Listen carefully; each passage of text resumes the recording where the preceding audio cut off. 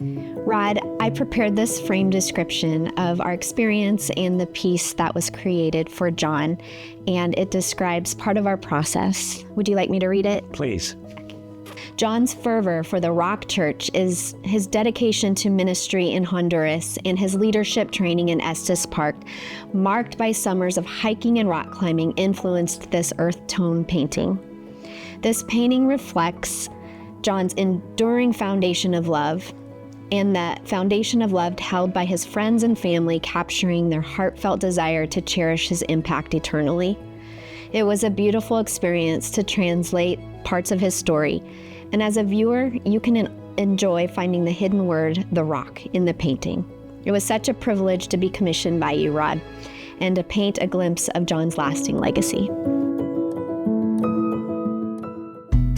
A conversation that happened with John Drage in the early 2000s really impacted the future of the Theological Education Initiative. We were sitting at the old Upper Crust restaurant in a kind of weekly mentoring that we were doing together.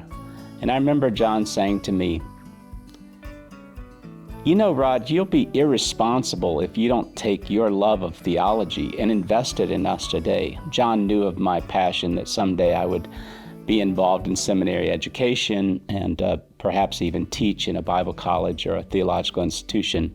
But what he was saying was that he and others like him, his staff, rural pastors that we knew, minority leaders in the community, even our own staff that the church that I was employed at, that they all needed theological education, that I ought to do something with that. And I remember thinking, well, John has used the magic word on me, the word irresponsible. As a result of that, he challenged me, and we began what became and still is the Emerging Church Leadership Institute. In God's timing, we put together a reference theological library and do the kind of scholarships and mentoring that we continue even to this day. John was such a catalyst to that experience, and that particular conversation propelled the very work that we do today.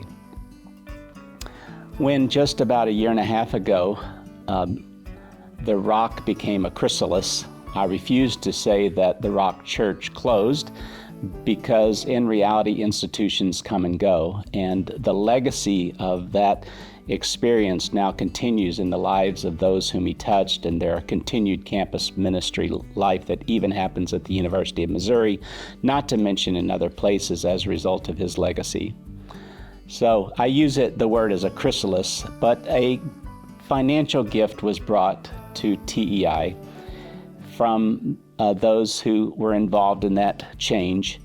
And I knew immediately that I wanted to do something in the work of memorializing John's legacy and his participation, his personal encouragement and friendship to me.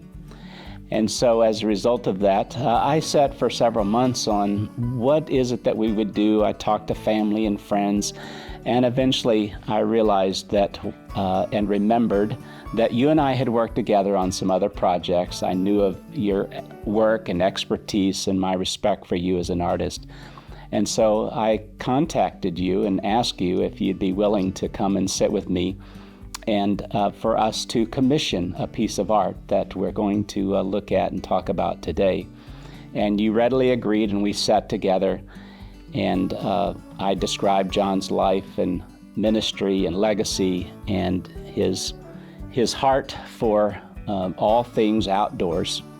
And so I'd just like to ask you, what do you reflect and what do you remember about that process? What did you hear me say when I described John to you that day? Well, when you reached out to me, it was so surprisingly wonderful.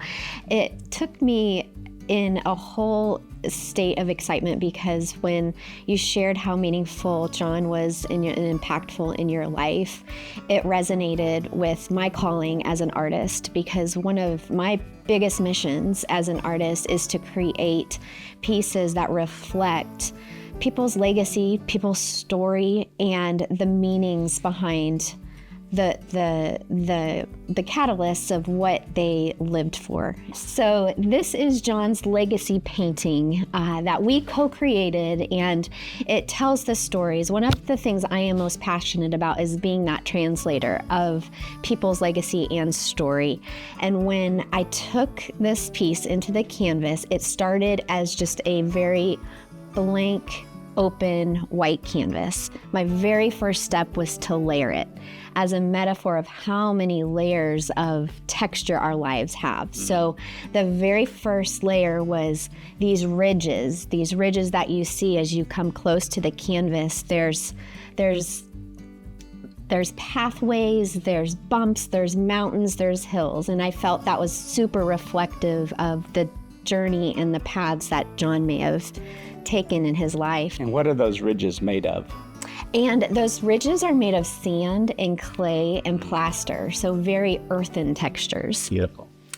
And after that dries, then becomes my process using acrylic paints. And intentionally, I wanted to use tones of those paints that represented connection with the earth, mountains. And so the very bottom layer here would be kind of a rocky core brown foundation that symbolizes his depth and love of Jesus Christ as our rock and foundation. Beautiful.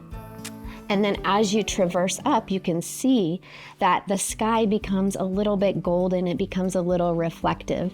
And in the sky area, there is some sparks of gold, and I felt like that was a symbol of the Holy Spirit covering us. And then finally, when all the acrylic dries, my very final step is to put a glazed surface and to put stones. And there are turquoise stones in here, as well as crushed pearls. And pearls are glimpses of heaven.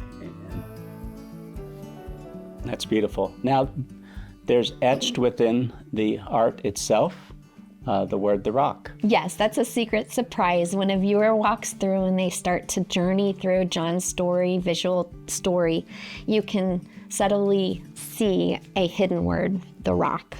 Recently, I've been honored to show my work on HGTV.